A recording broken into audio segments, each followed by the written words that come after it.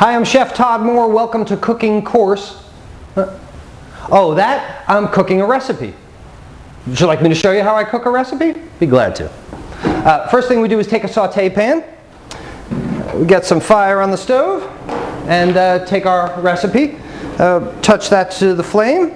Nice medium heat, right, under the stove, and that's how we cook a recipe. Now, why am I burning recipes? To make a point.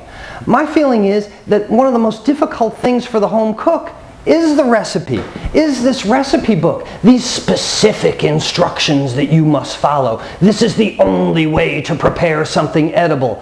Well, that couldn't be further from the truth.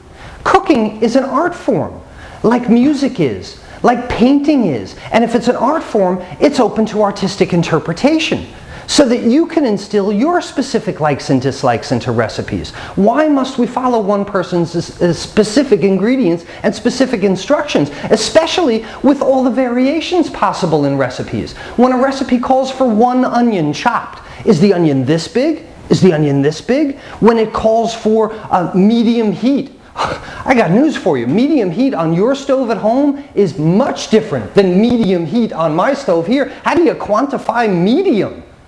So with the inherent differences and variations in recipes, how do we come out with something that we're proud of, that we enjoy? Well, I see it like the guitarist, like the musician, like the painter. Here's what happens in the home kitchen, right? You get your favorite cookbook, you open it up to your recipe, and the first thing is onions, right? So, onions chopped. In the pan. Got to look at the recipe again. Celery chopped, and of course the onions are already burnt. So celery on.